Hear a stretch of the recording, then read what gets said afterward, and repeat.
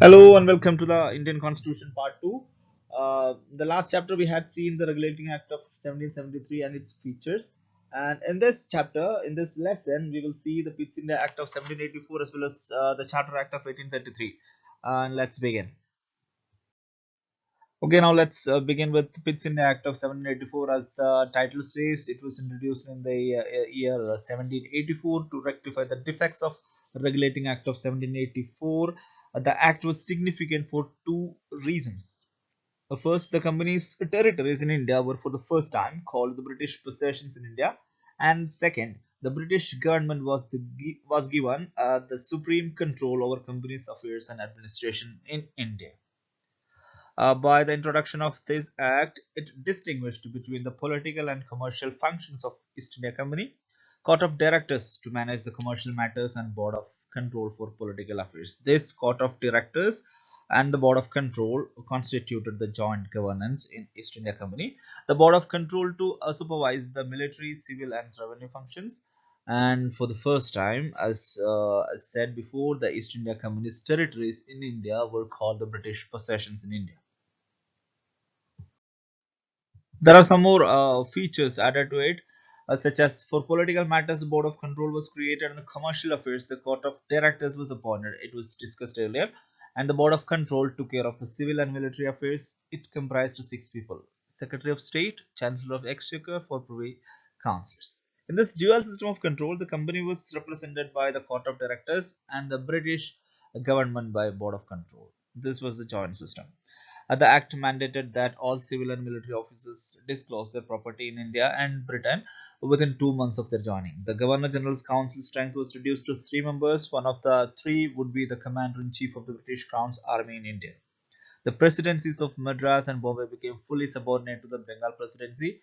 In effect, Calcutta became the capital of British possessions in India through the Act of Pitt's India Act of 1784.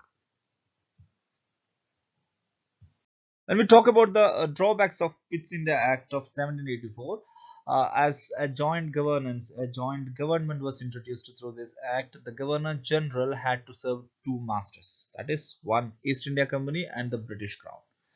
And there were no clear boundaries between the responsibilities of Board of Control and the Court of Directors of the company. At many times, what happened, the Governor General had to take decisions on his discretion, and that was the demerits of this act.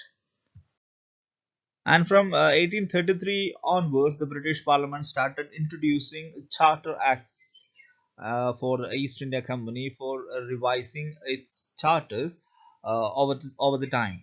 And through the Charter Act of 1833, what happened was the Governor General was redesignated as the Governor General of India. This made Lord William Bentinck the first Governor General of India. As you all know, this William Bentinck was so popular, and he was redesignated. He was Governor General of Bengal, and he was redesignated as Governor General of India. Thus, the country's administration was unified under one control. The governors of Bombay and Madras lost their legislative powers. This is very important because it deprived the governor of Bombay and Madras of their legislative powers, and the Governor General of India was empowered to put in place any law in British India, and that was the kind of empowerment given through this Charter Act of 1833.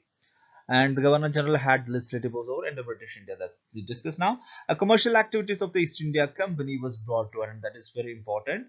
So far, the East India Company had the power to carry out both commercial as well as political one. But through this Act of 1833, the commercial activities of the East India Company was brought to an end.